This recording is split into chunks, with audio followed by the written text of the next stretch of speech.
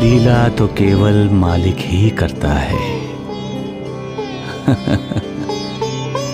इंसान जो भी कुछ करता है वो कर्म होता है, चाहे वो कर्म अच्छा हो या बुरा। लेकिन मालिक की लीला में स्वार्थ नहीं होता, क्योंकि मालिक निस्वार्थ होता है, निर्विकार होता है। स्वार्थ जैसी भावना उसे छू भी नहीं सकती। मालिक ऐसे विकारों से परे है, लेकिन इंसान विकारों का पुतला है। विकार तो उसमें कूट कूट कर भरे हुए हैं। उसकी सोच में स्वार्थ होता है, उसकी कृति में स्वार्थ होता है, उसके व्यवहार में स्वार्थ होता है। मालिक दूसरों के कल्याण के लिए लीला करता है, लेकिन इंसान जो भी कुछ करता है अपने स्वार्थ के लिए करता है। उस स्वार्थ से प्रेरित कर्म होता है, जिसके बंधन में फंसता रहता है और भोगने के लिए जन्म जन्मांतर के चक्र में अटका पड़ा रहता है। अपने आप को जो भगवान समझते हैं वो आडंबर करते हैं, ढोंग रचाते हैं। वो निस्वार्थ से प्रेरित होते हैं। भोले भाले निष्पाप लोगों को फंसाना चाहते हैं। धोखा, फरेब, विश्वासघात, स्वार्थ, यही उनका चरित्र होता है। एक ना एक दिन उनका असली चेहरा, असली चरित्र सबके सामने आता है और लोग सच्चाई जान जाते हैं, पाखंड जान जाते हैं। साईनाथ, देवा, साईनाथ, देवा, देवा, साईनाथ, क्या हुआ?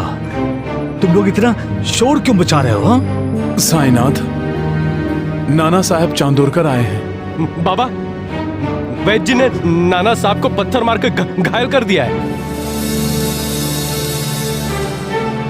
प्रणाम बाबा। प्रणाम प्रणाम। तुमने मुझे दिल से प्रणाम किया है या प्रणाम करना चाहिए इसलिए प्रणाम किया है? हाँ?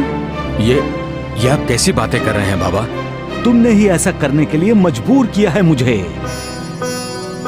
शहर के हो ना, बड़े हो, बाबू हो, तुम्हारे होठों पर कुछ रहता है और तुम्हारे पेट में कुछ और ही होता है। नहीं बाबा, ऐसा तो कभी भी नहीं होता। जो मेरे पेट में होता है वही मेरे होठों पर होता है, और जो मेरे दिल में होता है वही व्यवहार में होता है। मैं तो आप ही का शिष्य हूं ना बाबा। अरे मेरा शिष्य होकर तुम मेरी उपेक्षा करते हो नाना? नहीं बाबा, मैं तो ऐसा कभी सोच भी नहीं सकता। यही तो मैं कह रहा हूं। तुम्हारी सोच और तुम्हारी कृति में फर्क है। तुम्हारे आचार और तुम्हारे विचार में फर्क है। मुझसे कोई गलती हुई बाबा? गलती करते हो और पूछते हो कि क्या गलती हुई है मुझसे? बरसों से मेरे साथ हो, फिर भी आचरण तुम्हारा ठीक नहीं हुआ।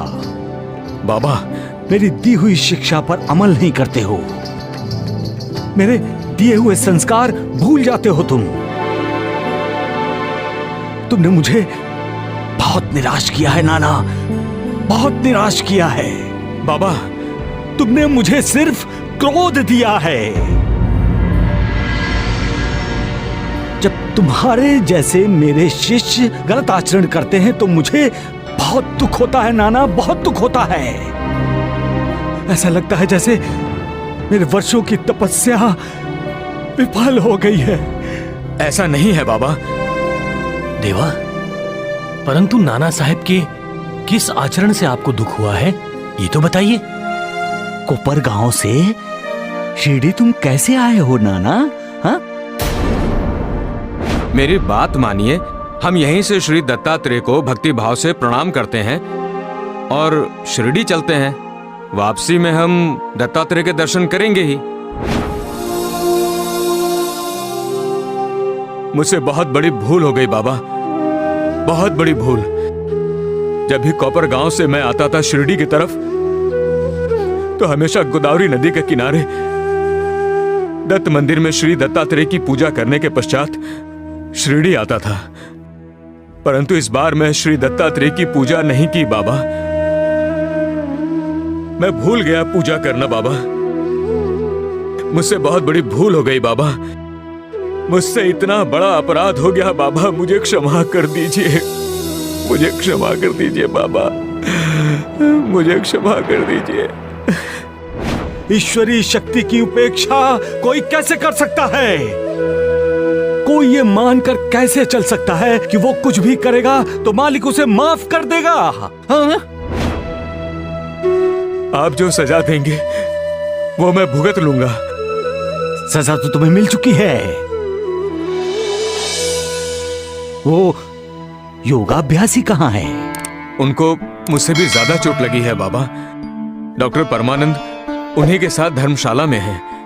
ये तो बहुत छोटा सा दंड है, लेकिन भविष्य में सावधान रहो।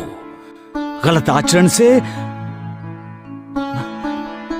बचो नाना। हाँ?